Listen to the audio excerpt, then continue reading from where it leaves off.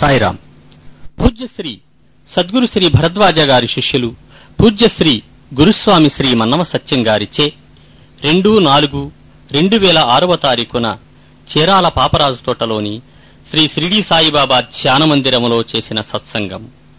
శ్రీ సాయినాథ్ మహారాజ్ की जय, భరద్వాజ మహారాజ్ की जय, గురుదేవ దత్త की जय, సాయినాథ్ మహారాజ్ की जय.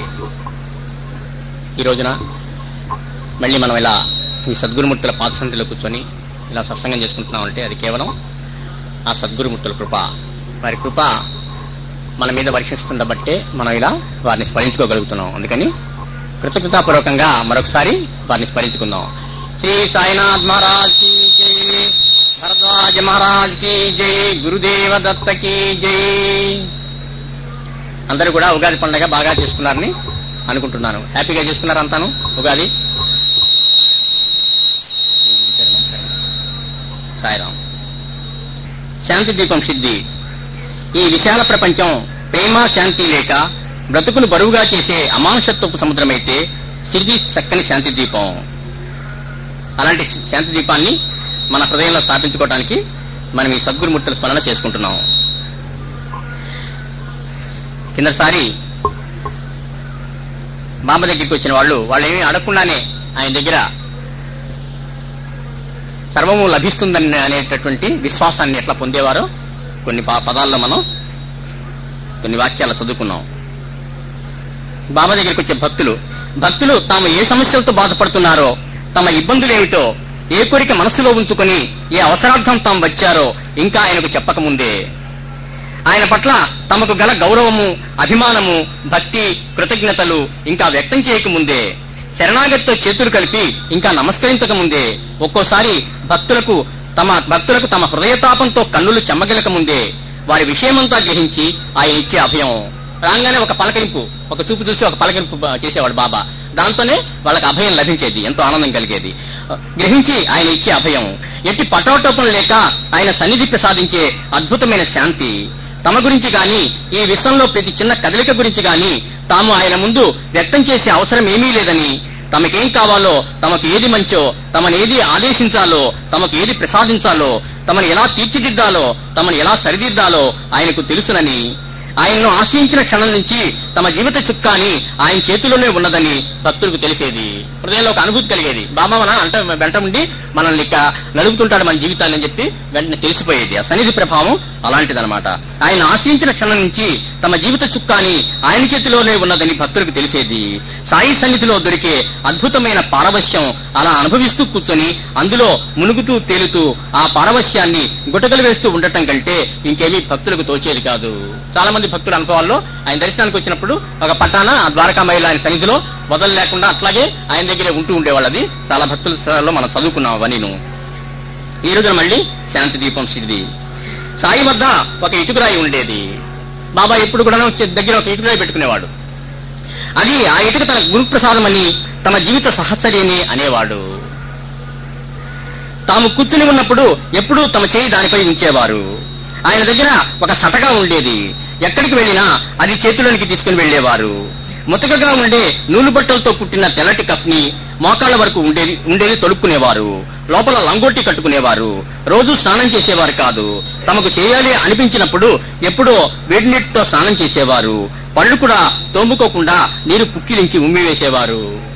సాయి వద్ద ఎప్పుడు మనకి ఒక విషయం కనిపించేది. ఇటుకరాయి ఎప్పుడు దగ్గర పెట్టుకునేవాడు. ఆ ఇటుకరాయి గురించి ఎప్పుడు అడిగినప్పుడు అది తన గురు ప్రసాదం అని బాబా చెప్పారు.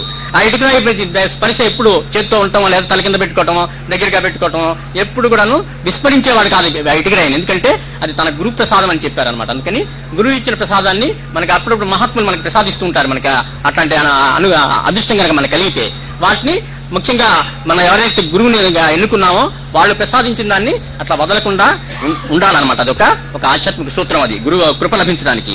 సాయి వద్ద ఒక ఇటుకరాయి ఉండేది. ఆ ఇటుక తన గురుప్రసాదం అని, తమ జీవిత సహచర్యని అనేవాడు. తనకు తోడు అనమాట. ఏంటంటే గురువుని యొక్క ఆశీస్సులు అందులో చూసుకుంటూ ఉండేవాడు కావాలి ఆయన. మరి అందుకనే తన జీవిత సహచర్య అన్నాడు ఆయన. అందుకంటే అన్నిటికంటే కూడాను ముఖ్యమైనటువంటి వస్తువు అనమాట అది. జీవిత సహచర్య అంటే అన్నిటికంటే ఇంపార్టెన్స్ ఆ ఇటుకి ఇచ్చేవారు. ఎందుకంటే ఆయన గురువు ప్రసాదించింది కాబట్టి. ఏదైనా అన్నిటికంటే మనకి విలువైంది ఏంటంటే ఏది అంటే గురువు ప్రసాదించిందే మనకి అన్నిటికంటే విలువైంది అని చెప్పి మనకి బాబా మనకి నేర్పదలిచారు కాబోలేదు. అలాగా సాయి వద్ద ఒక ఇటుకరాయి ఉండేది. ఆ ఇటుక తన గురు ప్రసాదమని తమ జీవిత సహచర్యని అనేవారు. తర్వాత నిజంగానే జీవిత సహచర్యాన్ని కూడా నిరూపించాడు ఆయన. ఎందుకంటే ఒకసారి పొరపాటున ఆ లాందరు తురుస్తూ మాధవ్ ఫస్ట్లో ఇటుకని కింద పడేస్తే ఇవి 2 ముక్కలైపోతుంది. అది అప్పుడు చెప్తాడు, నా ఇంకా నేను త్వరలోనే వెళ్ళిపోతానని చెప్పి సూచన ఇస్తాడు బాబా. ఇది విరిగిపోయిందని చెప్పి నా జీవితం కూడా ఇంకా ముగిస్తుందని అన్నట్టుగా సూచనలు ఇస్తాడు. అప్పుడు అది ఇటుక పడిపోయినప్పుడు సాయి వద్ద ఒక ఇటుకరాయి ఉండేది. ఆ ఇటుక తన గురు ప్రసాదమని తమ జీవిత సహచర్యని అనేవాడు. ఆయన నానా సాహెబ్ ఎవరో ఒక ఆయన వెండి కట్టు వేయిస్తాను, విరిగిపోయిన ఇటుక్కి మళ్ళీ అతికిస్తానని చెప్పి అంటాడు. అంటే అది అతికించినా ఏం లాభం లేదని చెప్పి అంటాడు అనమాట బాబా. అందుకని అంత జాగ్రత్తగా ఆయన చూసుకునేవాడు. తాము కూర్చుని ఉన్నప్పుడు ఎప్పుడు తమ చేయి దానిపై ఉంచేవారు. అంటే గురువు యొక్క అనుగ్రహం ఎప్పుడు గురుతో కాంటాక్ట్ పెట్టుకోవడానికి ఒక వస్తువుగా ఆయన ఒక ఉపకరణగా ఆయన ఉపకరించి ఉండాలి బహుశాను. ఆయన దగ్గర ఒక సటగా ఉండేది. ఎక్కడికి వెళ్ళినా అది చేతులోనికి తీసుకునేవారు. కర్ర ఒకటి తమాషాగా ఉంటుంది. ఆ కర్ర చూస్తే బాబా యొక్క ఆయన యొక్క వ్యక్తిత్వం మనకి తెలిసిపోయినట్టుగా ఉంటుంది. దగ్గరగా వెళ్ళినప్పుడు నా సటక కనుక మనం చూసేట్టయితే ఇంతకుముందు బాగా ఆ గాజుపెట్టలో ఉండేది కాదు, బాగా విడిగా కనిపిస్తూ ఉండేది. ఇప్పుడైనా కానీ సమాజ మందిరంలో ఒక పక్కన కనిపిస్తూ ఉంటుంది అనమాట. అది ఆ కర్ర బలంగా ఉంటుంది. ఒక ఇంత చిన్న కర్ర అయినా సరే దానిలో చాలా బలంగా ఉంటుంది కర్ర. ఆ కర్రను చూసి మాస్టర్ అద్భుతంగా ఆశ్చర్యపోతూ చెప్పేవాళ్ళు దాని గురించి విశేషంగా. ఈ కర్ర చూడు బాబా ఎలాంటిది పెట్టుకున్నాడు అని చెప్పి అనేవాడు అనమాట. అంటే అంత బలంగా అంత దృఢంగా ఉంటుంది ఆ కర్ర కూడా. ఆయన వ్యక్తిత్వం లాగా ఉంటుంది ఆ కర్ర, ప్రతిబింబిస్తుంది ఆ సటకాలో ఆయన వ్యక్తిత్వం. సాయి వద్ద ఒక ఇటుకరాయి ఉండేది. ఆ ఇటుక దాని గురు ప్రసాదమని తమ జీవిత సహచర్యని ఆయన అనేవారు. తాము కూర్చుని ఉన్నప్పుడు ఎప్పుడు తమ చేయి దానిపై ఉంచేవారు. ఆయన దగ్గర ఒక సటకా ఉండేది. ఎక్కడికి వెళ్ళినా అది చేతిలోకి తీసుకుని వెళ్లేవారు. ముతకగా ఉండే నూలు బట్టలతో కుట్టిన తెల్లటి కప్ని మోకాళ్ల వరకు ఉండేది తొడుక్కునేవారు. బజార్లో అన్నిటికంటే చౌకగా ఏదైతే దొరుకుతుందో గుడ్డ, ఆ గుడ్డ తెప్పించి కుట్టించుకునేవారు. ఇప్పుడు కూడా బాబాకి స్నానం చేసి పైన విలువైన వస్తువులు వేస్తారు. ఇప్పుడు సంస్థానం వాళ్ళు సెలెక్ట్ చేసి తెచ్చిందే వేస్తారు. ఇప్పుడు ఇంతకుముందు మనం తీసిన వాళ్ళు కప్పేవాళ్ళు. ఇప్పుడు అలా కాదు, వాళ్లే తీసుకునేవి. ఒక్కొక్కటి అంత ఖరీదు 10,000 రూపాయలు ఖరీదు అవుతుంది. ఒక్కొక్క శాల ఇంకా ఎక్కువే అట్లాంటి తెస్తున్నారు ఇప్పుడు బాబాకి. కానీ లోపల మాత్రం నూనె వస్తూనే ఉంటుంది. మొట్టమొదటి స్నానం చేయించగానే తుడిచిన తర్వాత మొట్టమొదటి అలాంటి నూనె వస్తూనే కప్పుతారు. పైన అలంకారాలు ఈ రకరకాలుగా విలువైనవి చేస్తారు తప్పితే ఆయన శరీరానికి తాకి ఉండేది మాత్రం ఆ పాత నూలు వస్త్రం బాబా ఎప్పుడైతే వాడాడో ఆ రకమే తీసుకొచ్చి ఆ శాలవనే కప్పుతారు. ఇప్పుడు కూడా లోపల మొట్టమొదటి అదే కప్పుతారు, దాని మీద ఇవి వేస్తారు. ఒక ముతకగా ఉండే నూలు బట్టతో కుట్టిన తెల్లటి కఫ్ని మోకాళ్ళ వరకు ఉండేది తొడుక్కునేవారు. లోపల లంగుట్టి కట్టుకునేవారు. రోజు స్నానం చేసేవారు కాదు. ఎందుకు రోజు స్నానం చేసేవాడు కాదు? శుభ్రత మరి పాటించాలి కంటే ఆయన యొక్క మడి గురించి, ఆయన యొక్క పరిశుభ్రత గురించి మనం ఇంతకుముందు చెప్పుకున్నాం మనం. ఇంకోటి ఏంటంటే బ్రహ్మచారికి నియమం లేదు, స్నానం చేయాలని కొన్ని నియమాలు ఉండవు వాళ్ళకి. లోపల లంగుట్టి కట్టుకునేవాడు. రోజు స్నానం చేసేవారు కాదు. తమకు చేయాలి అనిపించినప్పుడు ఎప్పుడో వేడి నీటితో స్నానం చేసేవారు. యోగ పురుషుడైన వాడు తన శరీరాన్ని మర్చిపోతూ ఉంటాడు. యోగం అంతా అదే, భక్తి మార్గం అంతా భగవంతునితో తాదాత్మ్యం చెందాలంటే మన శరీరాన్ని మనం ఎప్పుడైతే మర్చిపోతామో అప్పుడే భగవంతుల్లో ఐక్యం సంబంధం మనకు వస్తుంది, ఐక్యం కాగలుగుతాం. ఎప్పుడు శరీరం గురించి ఆలోచించి శరీర పరిశుభ్రత, గుడ్డలు ఎట్లా ఉన్నాయి వీటి గురించి మనసు పెడితే మనకి ఆ లింక్ మనకు దొరకదు. శరీరాన్ని మర్చిపోవటమే ధ్యానంలో కూడా జరిగేది. ధ్యానంలో మన శరీరాన్ని మనం మర్చిపోవాలి, అందుకే ధ్యానం అలవాటు చేసుకునేది. అందుకని ఏంటంటే శరీరాన్ని మర్చిపోతాం. ఎప్పుడు శరీరాన్ని కడుకోవటం, దాని గుడ్డల సంగతి, దాని మురికి సంగతి ఇది ఆలోచిస్తూ కూర్చుంటే భగవంతుడితో లింక్ దూరం అయిపోతుంది మనకి. అందుకని విస్మరించే పని ఏదైతే ఉందో అది చేయాలి. శరీరానికి పట్టించుకోకూడదు, శరీరాన్ని తగు మాత్రం పట్టించుకోవాలి. ఎందుకంటే అద్భుతమైనది శరీరం కాబట్టి, అలాంటి శరీరం మనకు లభించింది కాబట్టి, ఈ శరీరంలోనే భగవంతుని యొక్క కృప పొందడానికి అవకాశం ఉంది కాబట్టి శరీరాన్ని కాపాడుకోవడానికి తగినంతగా చర్యలే మనం ఆహారంగానే ఏదైనా కానీ చేస్తూ ఉండి ఆధ్యాత్మిక బాట చూసుకోమన్నారు, ముందుకెళ్ళమన్నారు. అంతే తప్పితే పొదుగుకులు శరీరాన్ని సంగతి పట్టించుకోకూడదు యోగులు. లోపల లంగొట్టి కట్టుకునేవారు. రోజు స్నానం చేసేవారు కాదు. ఎందుకంటే ఆయనకి ఎప్పుడో శరీర స్పృహ తక్కువగా ఉంటుంది, ఉండదు ఎక్కువ. తమ చేయాలి అనిపించినప్పుడు ఎప్పుడు వేడి నీటి స్నానం చేసేవారు. వేడి నీటి స్నానం ఎందుకంటే గోరువెచ్చని నీళ్ళతో స్నానం చేసేవాడు బాబా. చన్నీళ్లు పోసుకుంటే యోగం దెబ్బతింటుంది, యోగంలో తేడా వస్తుంది. అందుకని గబక్కున చన్నీళ్లు పోసుకోరు యోగులు, వేడి నీళ్ళు గోరువెచ్చని నీళ్ళే చేస్తారు. పళ్ళు కూడా తోముకోకుండా నీరు పుక్కిలించి ఉమ్మేసేవారు. ఉపాసిని బాబాకి యోగంలో తేడా వస్తుంది. బాబా చేత ఉద్ధరింపబడిన వాడు ఉపాసిని బాబా. ఆయనకి చాలా ఆధ్యాత్మిక సదాచార సంపన్నుడు. ఆయన ఒకసారి ఇట్లా యోగం చేస్తుంటే భార్య ఏం చేస్తుందంటే చన్నీళ్ళు తగులుతుంది మీద మెలుకుతో. ఆయన భయపడుతుంది ఆమె. ఈయన కళ్ళు మూసుకుని ఎటో వెళ్ళిపోతుంటే అందరికీ లేవడు సమాధిలోంచి. లేకపోతే మెలుకు తెప్పించాలని చెప్పి చన్నీళ్ళు చల్లుతుంది. అప్పటి నుంచి యోగంలో తేడా వస్తుంది ఆయనకి. ఏం తేడా వస్తుందంటే పడుకుంటే శ్వాస ఆగిపోతుంది, అన్నం గుట్టక వేయడానికి వీల్లేదు, అట్లా ఉంటుంది. అలా అట్లాంటి స్థితి వస్తుంది. చివరికి బాబానే ఆయన రకరకాలుగా ఆయనకి రప్పించేసి ఒక తోట కాలువ దగ్గరికి వెళ్తే ఆ కాలువ దగ్గరికి వెళ్ళి చన్నీళ్లు తాగిపోతుంటాడు. ఆయన తాగిపోతుంటే వద్దు గ్రామంలోకి వెళ్ళి వేడి నీళ్లు పెట్టించుకొని తాగు అని చెబుతాడు అనమాట. అంటే యోగానికి వేడి నీటికి సంబంధం ఉందన్నమాట. అందుకని గోరువెచ్చని నీళ్ళే తాగుతూ ఉంటారు వాళ్ళు ఎక్కువ. తమకు చేయాలి అనిపించినప్పుడు ఎప్పుడో వేడి నీటి స్నానం చేసేవారు. పళ్ళు కూడా తోముకోకుండా నీరు పుక్కిలించి ఉమ్మి వేసేవారు. ఎందుకంటే బ్రహ్మచారి పళ్ళు తోముకోకూడదు, మనకి ఆచారం. వివాహం అయిన తర్వాత పళ్ళు తోముకోవటం, మిగతా పుక్కిలించి ఉమ్మేయాల్సిందే. అప్పుడే కావాలంటే ఇప్పుడు మనకి అప్పుడు పళ్ళు తోమిస్తారు. వివాహంలో క్రతువు కూడా ఉంటుంది. అప్పుడు వెండి బ్రష్ ఇవన్నీ తెప్పించి అప్పుడు తోమిస్తారు. అప్పుడే మొట్టమొదటి అద్దం కూడా అప్పుడే చూసుకోవాలి. అంతకుముందు అద్దంలో కూడా మొహం చూసుకోకూడదు బ్రహ్మచారి. అట్లాంటి నియమాలు ఇవన్నీ. ఎందుకంటే శరీరం గుర్తు ఉండకూడదు. శరీరం గుర్తు ఉండకపోతేనే మనకి బ్రహ్మానుభూతి కలుగుతుంది. అందుకని ఆ బ్రహ్మచారికి వాళ్ళు 7 సంవత్సరాల పిల్లలు అప్పుడు గురుకులానికి తీసుకెళ్లిన తర్వాత 12 ఏళ్ళు గురువు తన దగ్గరికి ఉంచుకొని బ్రహ్మానుభూతి కలిగించి పంపించేవాళ్ళు బయటికి సమాజంలోకి. ఎందుకంటే ఉత్తమమైన వ్యక్తిత్వం, సమాజానికి మేలు చేస్తాడు, తనకి మేలు చేసుకుంటాడనే ఉద్దేశంతో అట్లా తీర్చిదిద్ది పంపేసేవాడు. అప్పుడు దాకా అద్దంలో కూడా మొహం చూసుకోకూడదు అనమాట. అందుకే శరీరాన్ని మర్చిపోవాలి. మన శరీరాన్ని ఎప్పుడైతే మనం మర్చిపోతామో అప్పుడే మనకు యోగం సిద్ధిస్తుంది. అందుకని ఏంటంటే అది ఒకటి పళ్ళు తోముకోకూడదు. పళ్ళు కూడా తోముకోకుండా నీరు పుక్కిలించి ఉమ్మి వేసేవారు. సాయి తెల్లవారుజామునే నిద్రలేచేవారు. రాత్రి సుమారు 10 గంటల సమయంలో శయనించేవారు.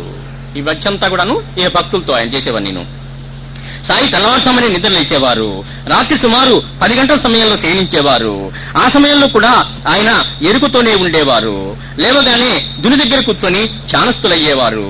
అప్పుడు ఏదో ప్రార్థన కూడా చేసేవారు. తర్వాత అక్కడే కూర్చొని కాసేపు దునిలోని కట్టెలు సవరిస్తూ ఉండేవారు. ఉదయం 5ంటికి లేచిన వాడు మళ్ళీ 10ంటి దాకా ఈ భక్తులతో గడిపేవాడు. తర్వాత ఏం చేసేవాడు? రాత్రి సుమారు 10 గంటల సమయంలో శయనించేవారు. ఆ సమయంలో కూడా ఆయన ఎరుకుతోనే ఉండేవారు. ఎరుగుతూనే ఉంటే ఎప్పుడు కూడా ఇద్దరు పడుకునేవారు. బాబాతో పాటు మహల్సాపతిను ఇంకొక శ్యామ ఇద్దరు పడుకునేవాళ్ళు. పడుకుంటే తాచా పడుకునేవాళ్ళు. మహల్సాపతికి చెప్పేవాడు, నా హృదయంలో హరిస్మరణ జరుగుతుంటుంది, చేయబెట్టి హృదయం మీద చేయబెట్టి నువ్వు చూడు, ఎప్పుడన్నా కనుక హరిస్మరణ ఏమరపాటుగా ఉంటే నువ్వు లేపి నాకు చెప్పు అనేవాడు. ఆ మహల్సాపతికి అటువంటి దీక్ష ఇచ్చాడు. తర్వాత ఏం చెప్పాడంటే మహల్సాపతికి, నువ్వు మసీదు మెట్లు తెల్లవారు దాకా మహల్సాపతి మసీదు మెట్లు తిరిగి బయటికి వెళ్ళటానికి వీల్లేదు, ఎట్టి పరిస్థితుల్లో బయటికి వెళ్ళటానికి వీల్లేదు, బయటికి వెళ్ళావో చచ్చిపోతావు జాగ్రత్త అనేవాడు. బాబా ఏంటి చచ్చిపోవటం అంటే? నిజంగా చచ్చిపోడు. సాధన ఒక దీక్ష తీసుకున్నప్పుడు ఆ సాధనలో ఆ దీక్షలో ఎప్పుడైతే బ్రేక్ చేసామో మనం అదే చావు మృత్యు. అంతకంటే ఇంకేముంటుంది? అధోగతి ఏముంటుంది? ఏదైతే మనం అనుకున్నామో చేయదలుచుకున్నామో దాన్ని తప్పినట్టు అవుతుంది. ఆ గడప దాటి అవతల పెట్టేటట్టయితే అది ఒక దీక్ష. తెల్లవారేదాకా ఆ బాబా సన్నిధిలోనే ప్రాంగణంలోనే ఆయన ఉండాలి మహల్సాపతి. కిందికి దిగి వెళ్ళొద్దని చెప్పేవాడు బాబా, ఎట్టి పరిస్థితుల్లో వెళ్ళటానికి వీల్లేదు. అట్లాంటి దీక్ష ఇచ్చాడు. ఇది వెళ్తే చచ్చిపోతావు జాగ్రత్త అనేవాడు. చచ్చిపోవటం అంటే నిజంగా మహల్సాపతి ప్రాణం పోతుంది కాదు అని కాదు, ఆయనకి దీక్షాభంగం అవుతుంది. దీక్షాభంగం అయితే ఇంకేముంది, చేసిన సాధంతా అర్థమైపోట్లా ఇంకా అప్పుడు. అందుకని దీక్షాభంగం కాకుండా చూసుకోవాలి ఎప్పుడు మనం. దీనికి చాలా ఉదాహరణలు మాస్టర్ గారు చెప్పేవారు. దీక్ష వదిలిపెట్టి ఎంత అవసరమైన కార్యమన్నా సరే దీక్షలో ఉన్నప్పుడు వదిలేసి వెళ్ళిపోకూడదు అనమాట. మాస్టర్ జీవితంలో కొన్ని సంఘటనలు కూడా అట్లాంటి చెప్పారు. వెళ్ళిపోయినందువల్ల ఏమి ప్రయోజనం ఉండదు. అట్లాంటి దీక్ష తప్పినందువల్ల, దీక్ష చేసినందువల్లే, నియమంగా చేసినందువల్లే ఎక్కువ ప్రయోజనం ఉంటుందని చెప్పి బాగా సూచనలతో మాకు చెప్పేవారు మాస్టర్ గారు. పదిగా ఆయన ఎరుకుతూనే ఉండేవారు. బాబా ఎప్పుడు కూడా కళ్ళు మూసుకున్నా కానీ నిద్రపోవటం అనేది ఏముండదు, మెలకువే కళ్ళు మూసుకుని కూడా. అట్లాంటి స్థితి ఆ మహాత్ములకు ఉంటుంది. అక్కడ కూడా స్వామి బాబా ముందు అవతారం. ఆ అవతారంలో ఏం చేసేవాడు ఆయన? ఒకసారి కొండ మీదకి వెళ్తాడు. కొండ మీదకి వెళ్ళి నిద్రపోతుంటాడు.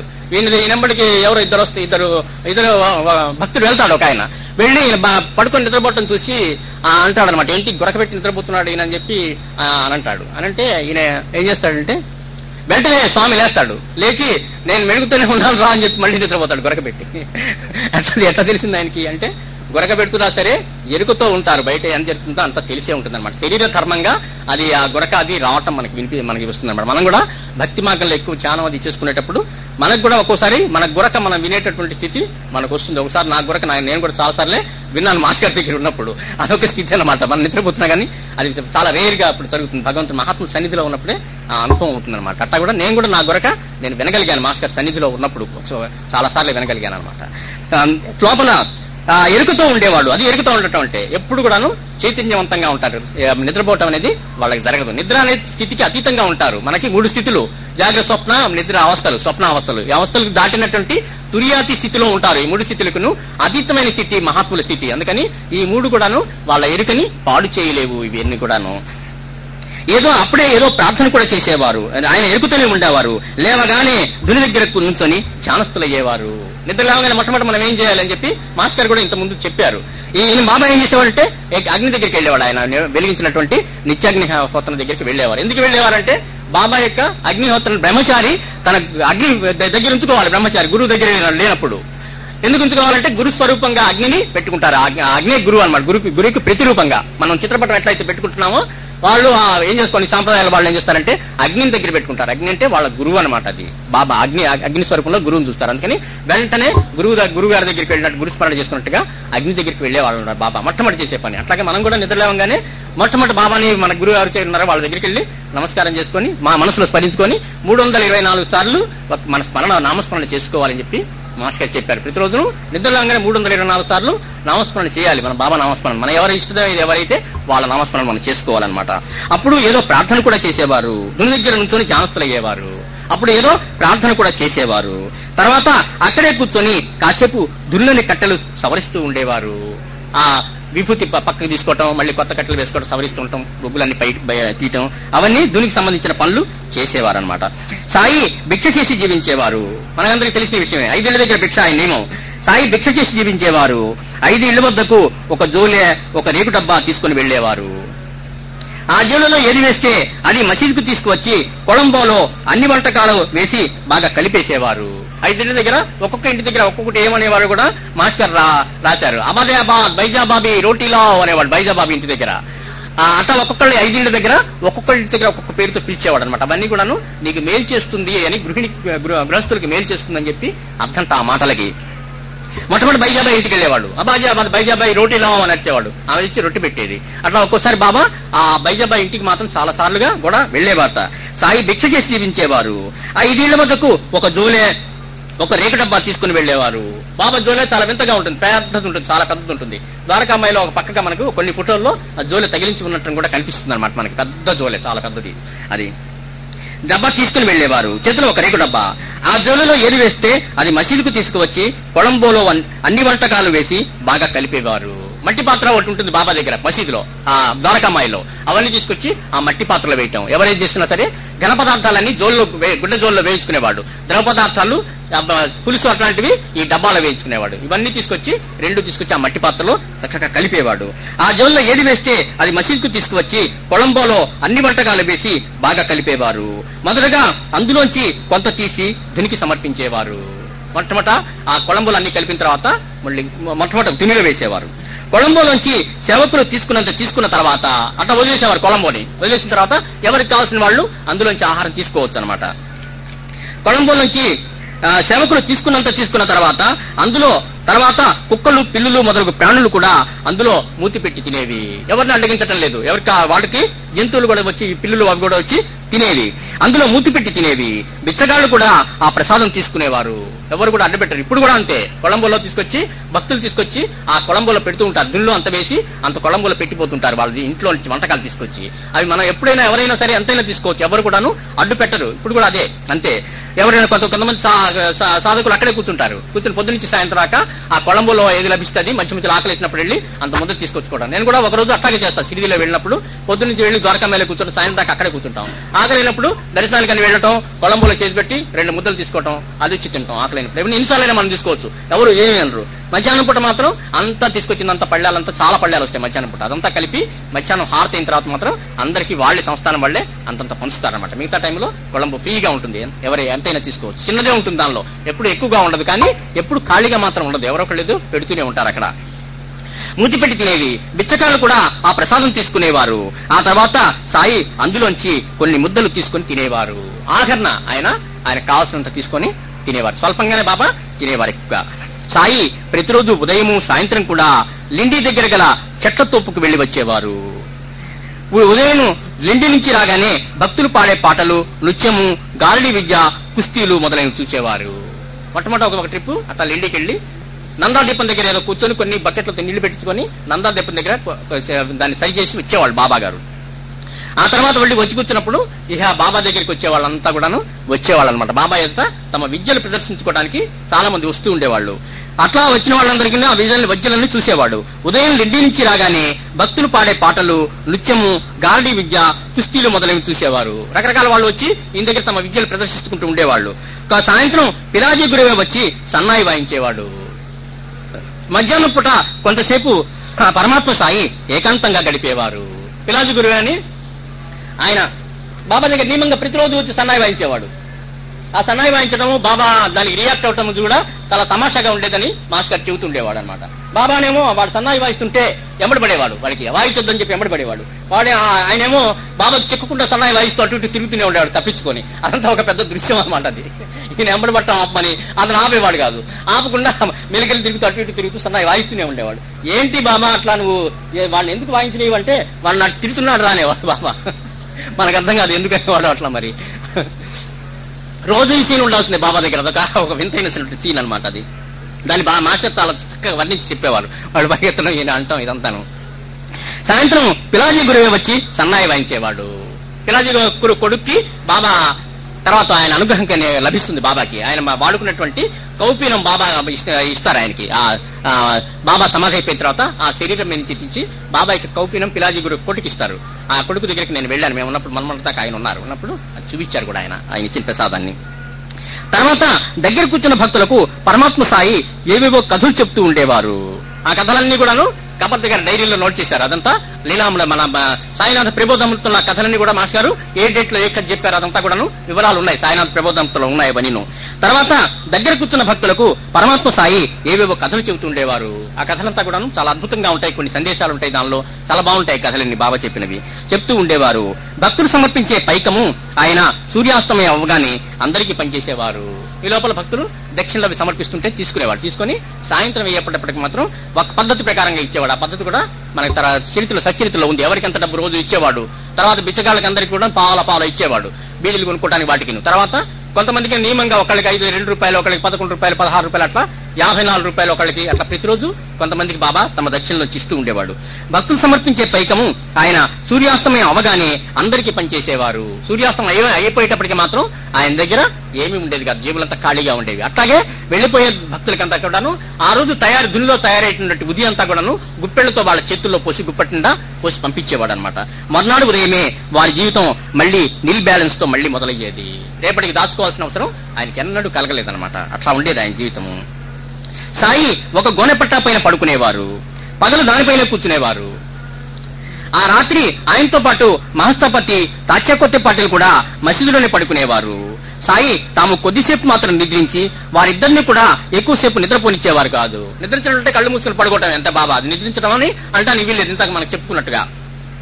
సాయి ఒక గోనెపట్ట పైన పడుకునేవారు, పగలు దానిపైనే కూర్చునేవారు. రాత్రి ఆయనతో పాటు మహాసపతి తాత్యాకొత్తే పాటిల్ కూడా మసీదులోనే పడుకునేవారు. సాయి తాము కొద్దిసేపు మాత్రం నిద్రించి వారిద్దరిని కూడా ఎక్కువసేపు నిద్రపోనిచ్చేవారు కాదు.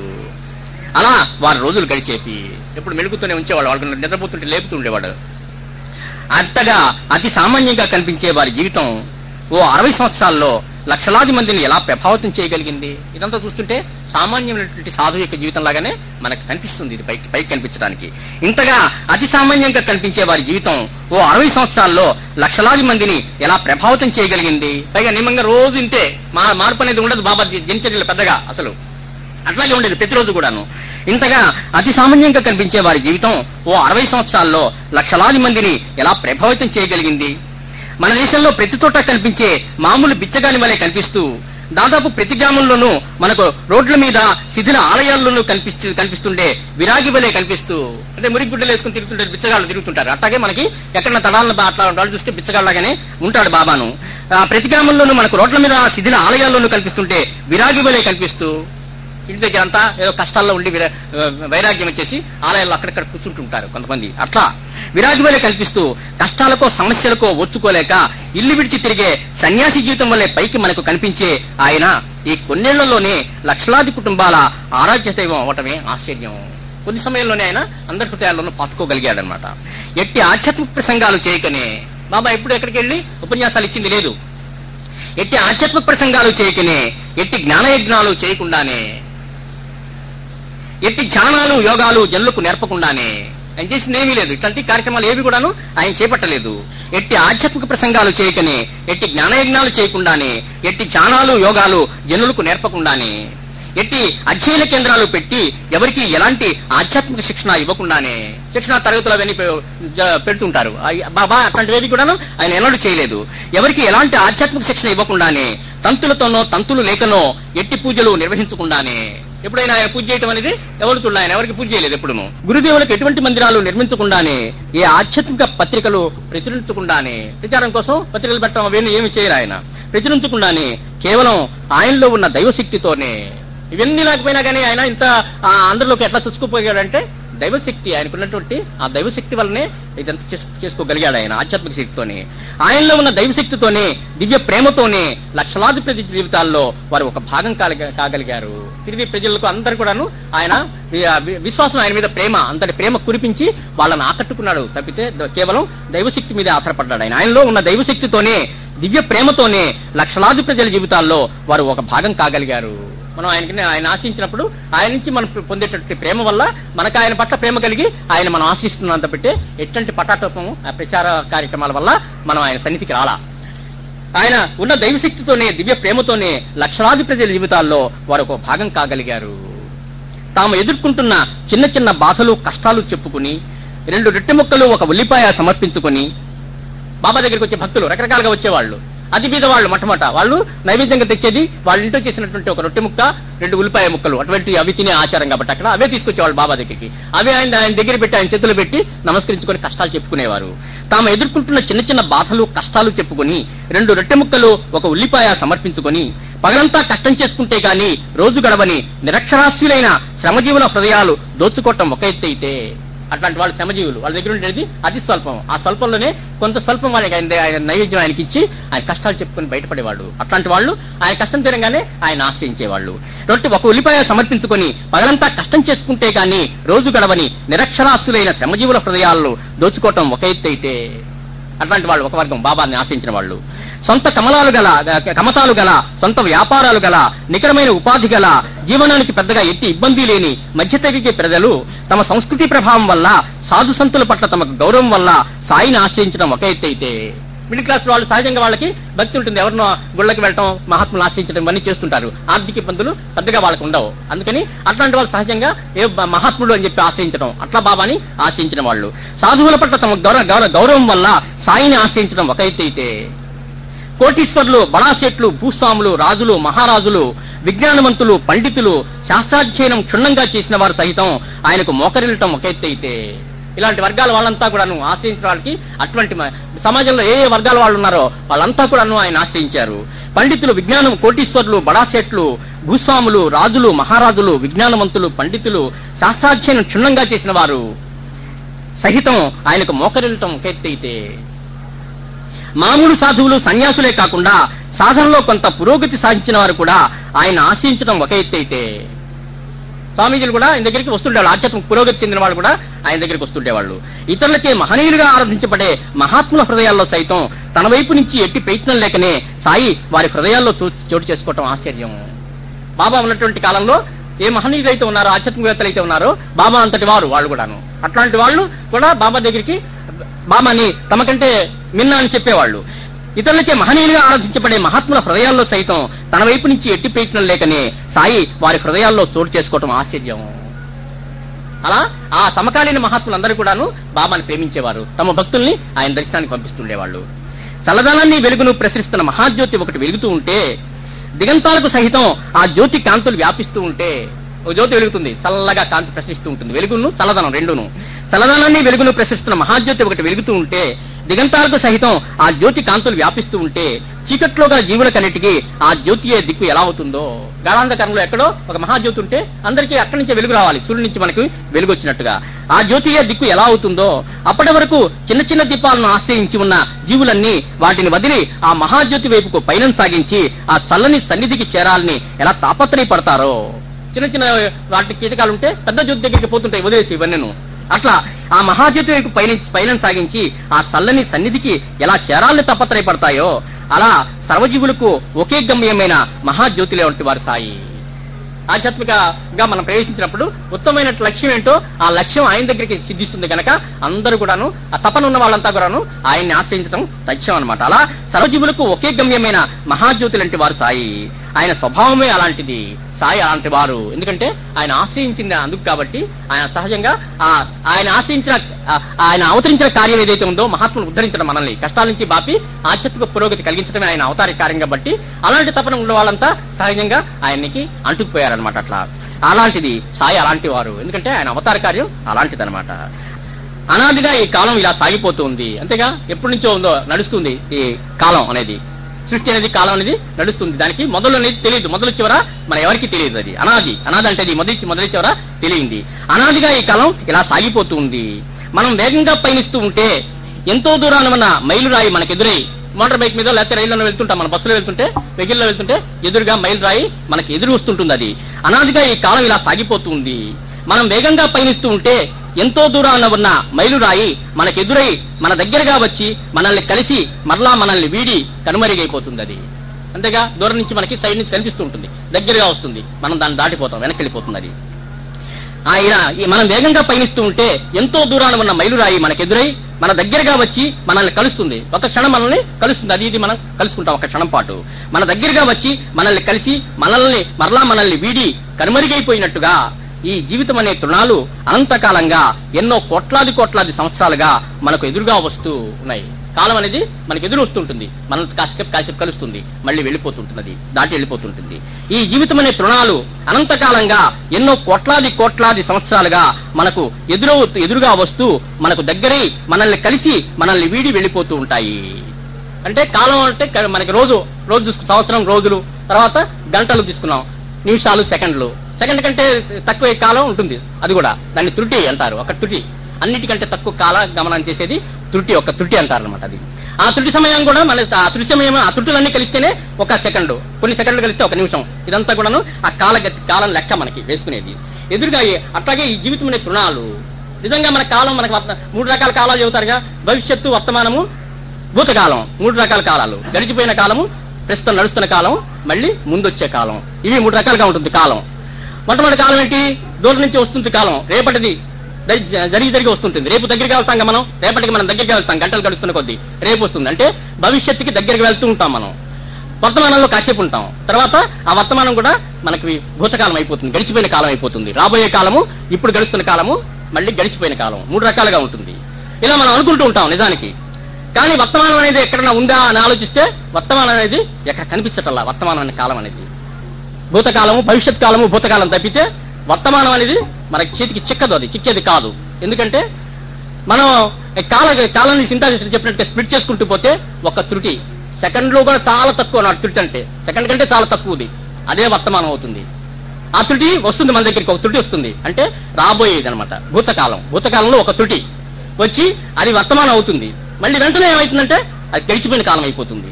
మధ్యలో మన వర్తమానం ఎంత? అప్పుడు మనం ఉండేది మనకి సెకండ్ కంటే తక్కువ, అది వర్తమానం అనేది. అంతా భూతకాలం నుంచి భవిష్యత్తులోంచి భూతకాలంలోకి ప్రవహిస్తుంటుంది కాలం. ఆ ప్రవాహంలో వర్తమానంలో మనం పట్టుకోగలిగేది ఎంత అంటే తుడిసేపు కాలమే. తుడి దాటితే మళ్ళీ గడిచిపోయిన కాలం అయిపోతుంది అది. అందుకని మన చేతిలో ఉన్న కాలం ఎంత వర్తమానం అనేది?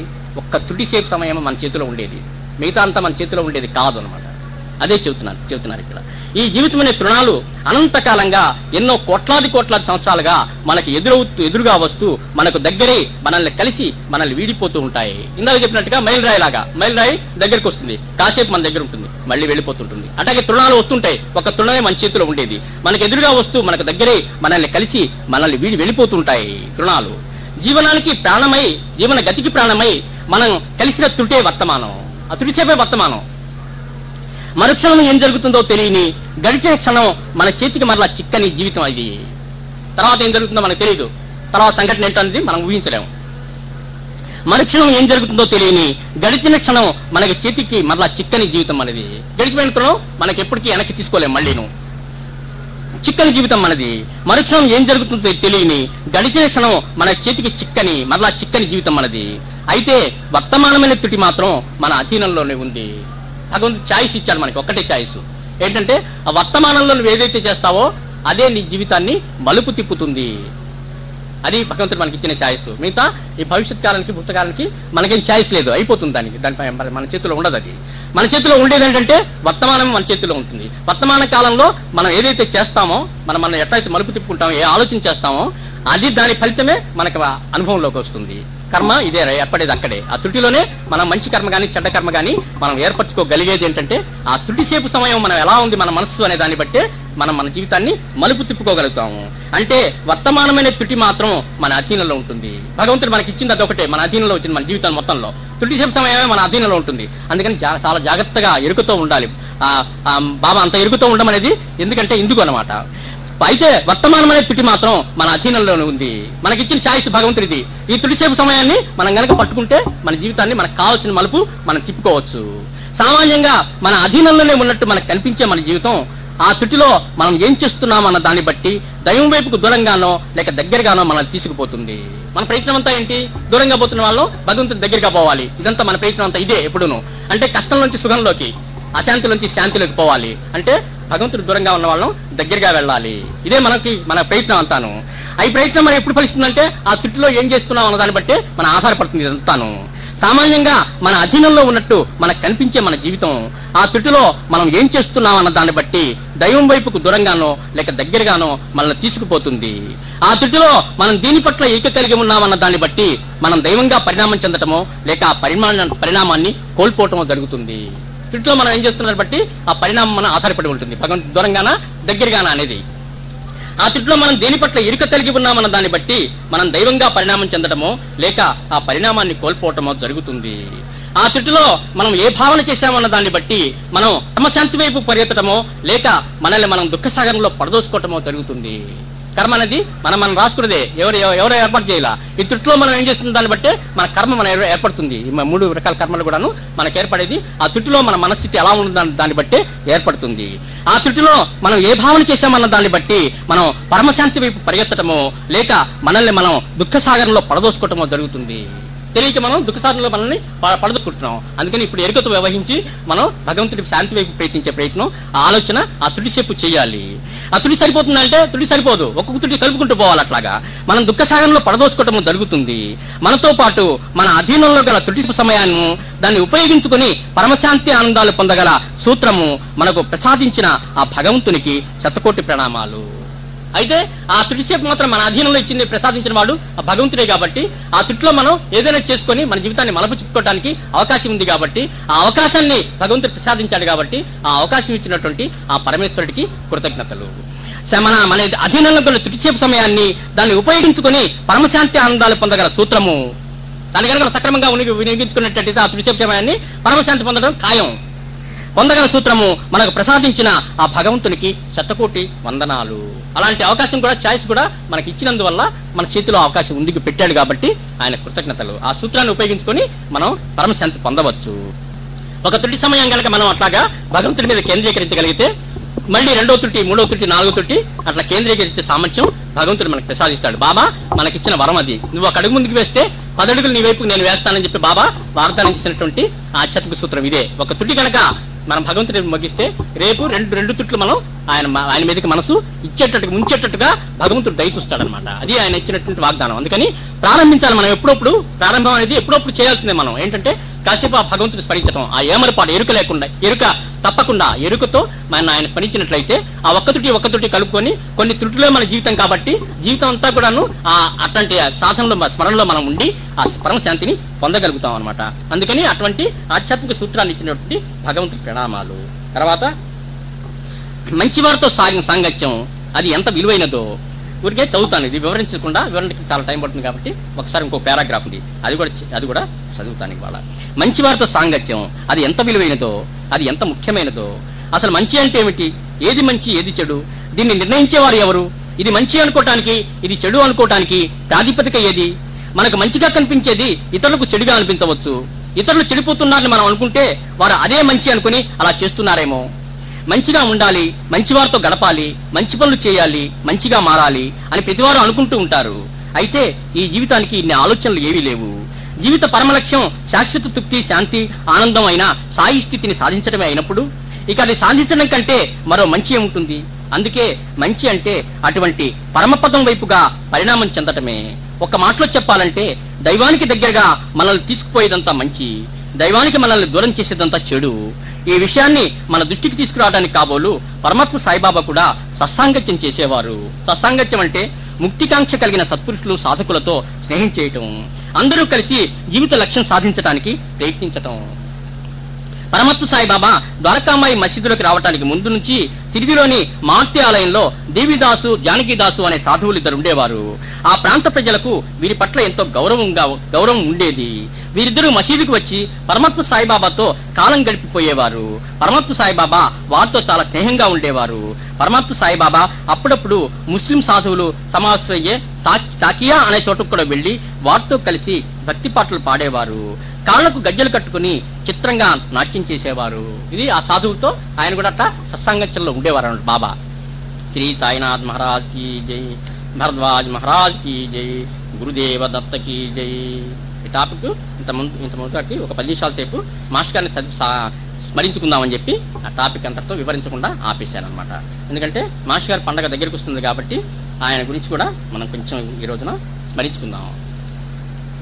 ఏప్రిల్ 9 గురించి మనం కిందసారి చెప్పుకున్నాం. ఏప్రిల్ 9 మాస్టర్ గారు మనకి ఈ తన ధ్యానం ఎలా చేయాలి అని చెప్పి ఆయన ఆ రోజున ఆయనకు వచ్చినటువంటి ఒక దివ్యమైనటువంటి ఒక సూత్రం అంతా కూడాను మనకి ఆ రోజున అందించారనమాట. అది కిందసారి మన సత్సంగంలో చెప్పుకున్నాం. దాని కాపీలు తీసి మనకి 9వ తారీఖున ఎప్పుడో ఈ మనం చాలా 9వ తారీఖు నుంచి ఇక్కడ ధ్యానం చేస్తాం రోజు సాయంత్రం పూట 8వ తారీఖు నుంచి. అప్పుడు ఆ మొదటి రోజు 8వ తారీఖున అవన్నీ కూడాను ఆ మాస్టర్ ఇచ్చినటువంటి ఆ సందేశం ఏదైతే ఉందో ఆ సందేశంలో ఆయన మనకి చాలా అభయాలు ఇచ్చారనమాట. ఆ సందేశం కనుక చదువుకొని మనం కాసేపు ధ్యానం చేసుకుంటే మనకి బాగా ధ్యానం కుదురుతుంది. అందుకని ఆ రోజు ఆ కాపీలంతా తలా ఒకటి మీకు ఇస్తాం అనమాట. ఇంకొకటి మా మాస్టర్ గురించి ఇంకొక కొద్ది విశేషాలు ఇంకొక చోట ఉన్నాయి. అవి కూడా ఈ రోజు కొద్దిగా మనం చదువుకుందాం. శ్రీ సాయినాథ్ మహారాజ్ కి జై, భరద్వాజ్ మహారాజ్ కి జై, గురుదేవ దత్త కి జై. భరద్వాజ తపోవనం.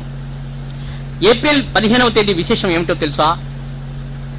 కొన్ని సంవత్సరాలుగా మనం పూజ్యశ్రీ సద్గురు భరద్వాజ మాస్టర్ గారు సిరిదిలో మొట్టమొదటి అడుగుపెట్టినటువంటి ఫిబ్రవరి 8, 9 తేదీలు పండుగలుగా జరుపుకుంటున్నాం.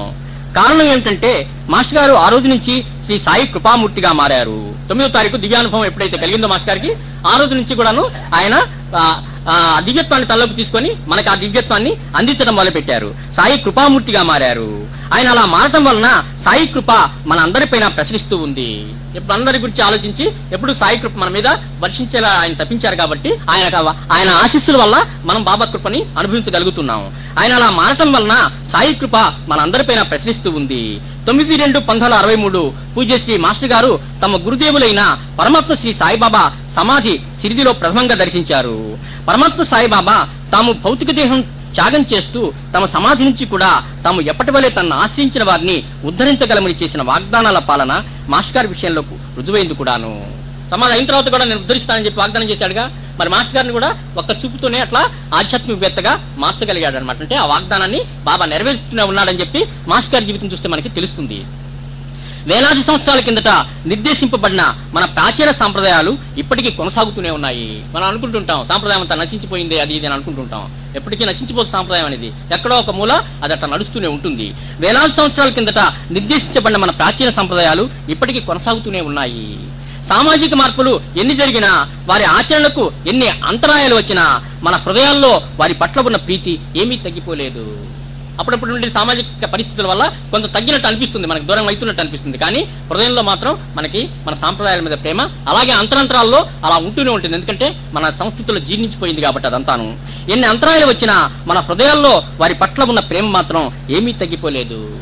ఇంతకుముందు మనకి టీవీ ఛానల్స్ లేవు. అప్పుడు ఏంటో వేరే ఏ కార్యక్రమం వస్తే అది చూస్తున్నాం. ఇప్పుడు ఛానల్స్ లో స్వాములు మంచి మంచి విషయాలు మనకి చెబుతుంటే అవన్నీ పొద్దున పెట్టుకుని వినేవాళ్ళు చాలా మంది. వాటి మీద ప్రీతి కలుగుతున్నది. ఎందుకు వింటున్నారంటే ఇంట్రెస్ట్ సారి చచ్చిపోవాలి లోపల ఉంది. చెప్పేవాళ్ళు లేక ఇంతమంది మనం వినలా. ఇప్పుడు మంచి విషయాలు చెబుతున్నారు కాబట్టి అందరూ చక్కగా వింటున్నారు.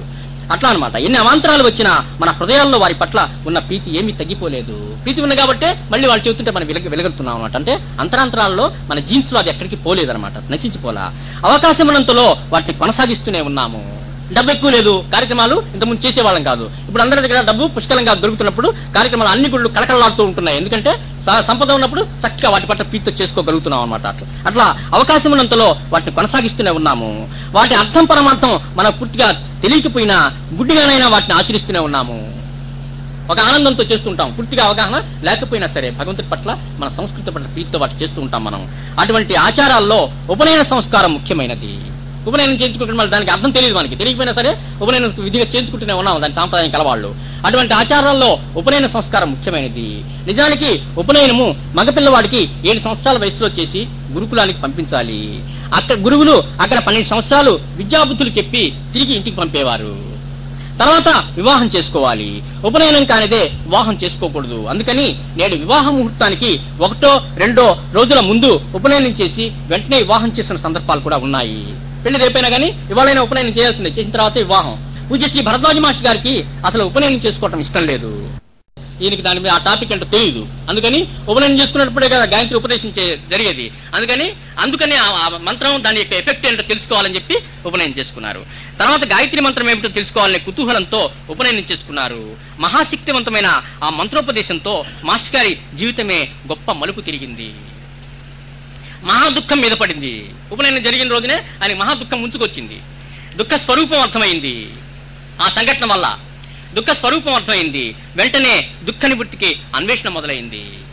ఎప్పుడైతే గాయత్రి మంత్రం చెవిలో పడిందో అప్పుడే ఆధ్యాత్మిక మలుపులు టక జరిగిపోయినాయి మాస్టర్ గారికి. ఎందుకంటే పరిణతి చెందినటువంటి వ్యక్తి కాబట్టి ఆయన మలుపులు గబగబా జరిగినాయి ఆయన జీవితంలో. వెంటనే కొన్ని క్షణాల్లోనే వెంబడే ఆ మంత్రోపదేశంతో, మహాశక్తివంతమైన ఆ మంత్రోపదేశంతో మాస్టర్ గారి జీవితమే గొప్ప మలుపు తిరిగింది.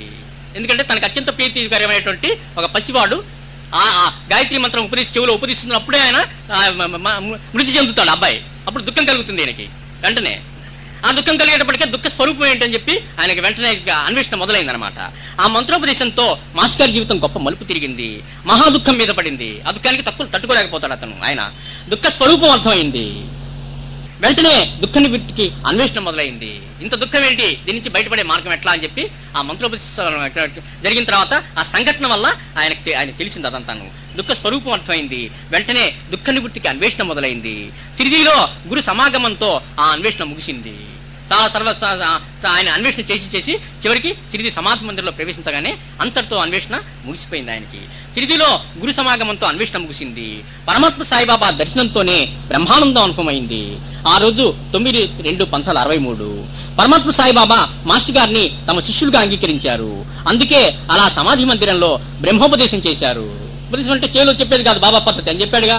అందుకని ఆ దివ్యటువంటి ఆ స్థితి వెంటనే మాస్టర్ గారికి కలిగించేశాడు బాబా. అందుకే అలా సమాధి మందిరంలో బ్రహ్మోపదేశం చేశారు. బ్రహ్మోపదేశం అంటే మా పద్ధతి చెవిలో చెప్పేది కాదని బాబా చెప్పాడు. ఎట్లా ఉపదేశం చేశాడంటే ఆ అనుభూతి ఇవ్వటమే, మాస్టర్ గారికి డైరెక్ట్ గా అనుభూతి ఇచ్చేశాడు. అట్లా ఉపదేశం చేశాడు బాబా.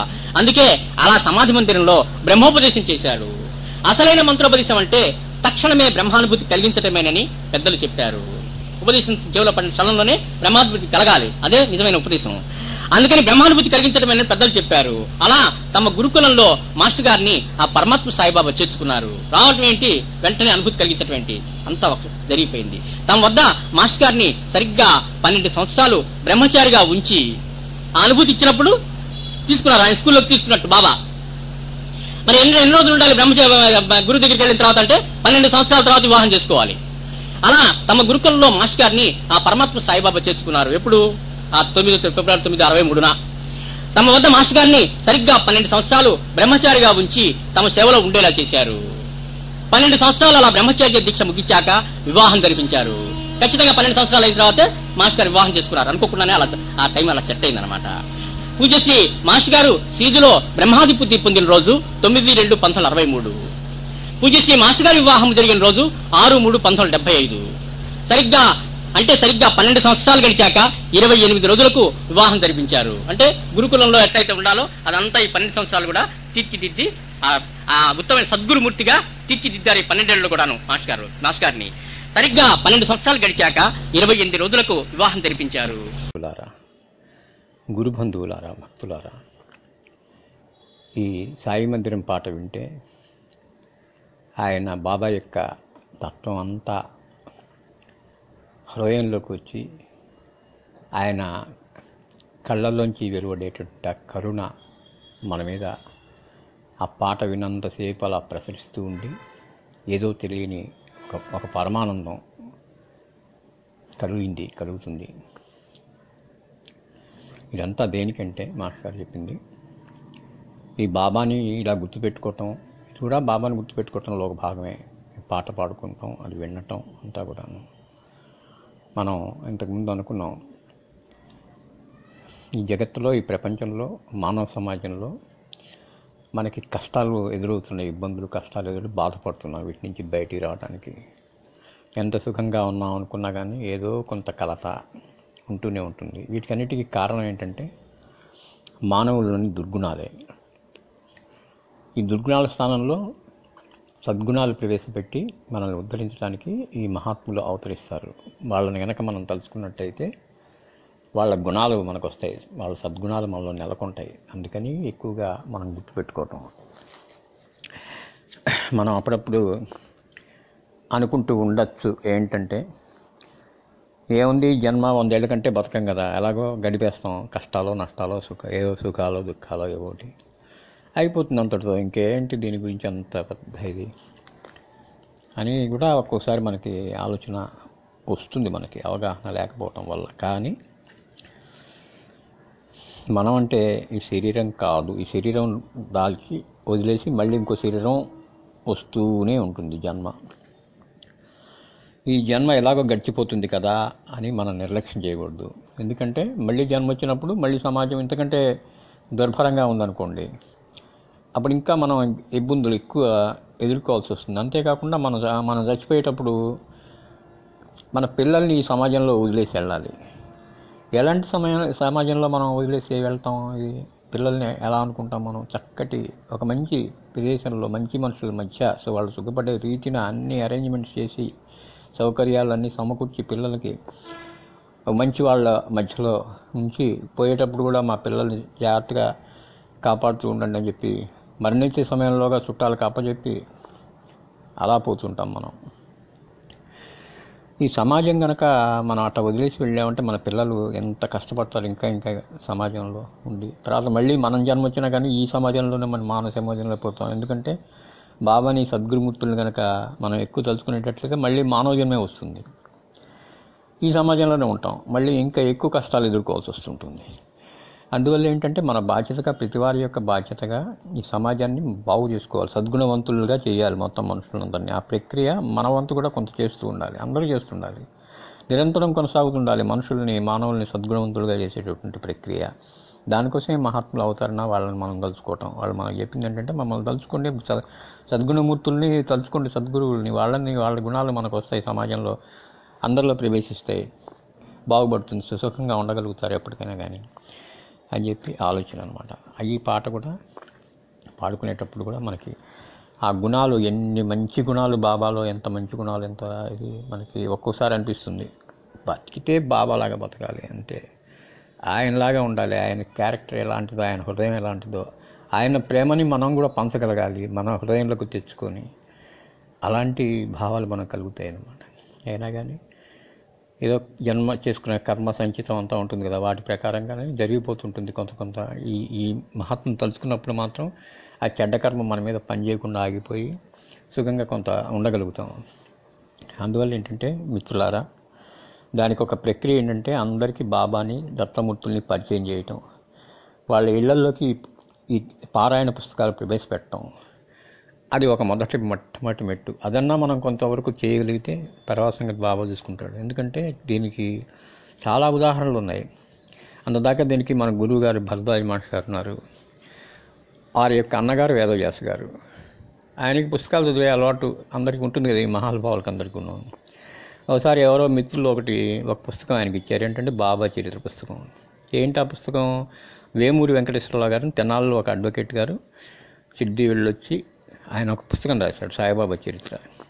చాలా బాగుంటుంది. దానిలో కూడా మొట్టమొదటి ప్రతి చాప్టర్కి ఒక ప్రేయర్ ఉంటుంది. ఆ ప్రార్థన చాలా బాగుంటుంది, బాబాని కీర్తిస్తూ ఉండేది. ఆ పుస్తకం ఎవరో ఇస్తే షెల్ఫ్లో పెట్టుకున్నాడు. పడుకోబెట్టేటప్పుడు ఒక పుస్తకం తిప్పుతూ పడుకోవటం అలవాటు ఆయనకి. చేతికి ఈ పుస్తకం వచ్చింది ఆ రోజున, వేమూరి వెంకటేశ్వరరావు గారి పుస్తకం. అది బొమ్మ అట్ట తీసి చూసేటప్పటికే బాబా కనిపించాడు, కాలు మీద కాలు వేసుకొని పకీరు. ఏంటి ఈయన ఇట్లా ఉన్నాడు, ఈయనకి ఒక చరిత్ర కూడా ఉందా అని అనుకుంటా. ఆయన అనుకొని ఆ చరిత్రని చదువుతూ పడుకున్నాడు, నిద్రపోయినాడు. చూడండి, ఆ రోజే బాబా కల్లోకి వచ్చాడు. కల్లోకి వచ్చి పెద్ద బ్లెస్సింగ్ ఇచ్చాడు. ఇంకా వెంటనే అంతే ఆయన షిర్డీ వెళ్ళిపోయాడు. మాస్టర్ కంటే ముందే షిర్డీ దర్శించారు ఆయన, వేదవ్యాస్ గారు. తర్వాత తన తమ్ముడిని మాస్టర్ గారిని ఆయన వెంట పెట్టుకుని తీసుకెళ్ళాడు. 9వ తారీఖున మనం చేసుకునేటువంటి ఉత్సవాలు కూడా కారణం అదే అనమాట. అందువల్ల ఏంటి, ఒక పుస్తకం ఇంట్లో ఉంది అంతే, తీసి చూశాడు, బాబా స్వప్నంలోకి వచ్చాడు, ఒక మంచి గురువుని మనకి, మహాత్ముని మనకి అందించాడు ఆ పుస్తకం ద్వారా. అంత మంచి జరిగింది పుస్తకం, మంచి పుస్తకం ఇంట్లో ఉండటం వల్ల. అందుకనే మనం చెబుతారు, భగవద్గీత గ్రంథం ఇంట్లో ఉంటే చాలు, ఒకటి అదే మేలు చేస్తుందని చెప్పి. ఎట్లా పుస్తకం ఎట్లా మేలు చేస్తుంది అనుకునేవాళ్ళం. ఇప్పుడు బాబా చరిత్రలు ఇట్లా అనుభవాలు ఇస్తుండేటప్పటికి మనకు అర్థమవుతుంది, ఇహో చరిత్ర ఇంట్లో ఉంటే కూడా మనకి చాలా మేలు చేస్తుంది, ఎప్పటికైనా కానీ మేలు జరుగుతుంది అనే ఉద్దేశం. అందువల్ల మిత్రులారా, మీరు కూడా అన్నదానంతో పాటు మనం అంతా కూడాను గ్రంథదానం కూడా చేద్దాము తప్పకుండా. గ్రంథదానానికి ఒక అలవాటుగా అన్నదానానికి 100 రూపాయలు ఇస్తే కొంత 20-30 గ్రంథదానానికి కేటాయించుకొని పుస్తకాలు తెప్పించుకొని చక్కగా బాబా భక్తులు అవ్వక్కర్లేదు, మానవాళికి పంచుతూ ఉండటమే మనం చేయాల్సిందని నాకు బాగా గాఢంగా అనిపించి మీకు కూడా చెబుతున్నాను. శ్రీ సాయినాథ్ మహారాజ్ కీ జై, భరద్వాజ మహారాజ్ కీ జై, గురుదేవ దత్త కీ జై, ద్వారకామాయి కీ జై. శ్రీ గురు చరణం శరణం శరణం, దత్త గురు చరణం శరణం శరణం, సాయి చరణం శరణం. ఓ సద్గురుమూర్తులారా, బాబా సాయినాథ సాక్షాత్ పరమాత్మ, దత్తావతారమూర్తి, ఇతర దశమూర్తులందరూ మమ్మల్ని అందరినీ కరుణించి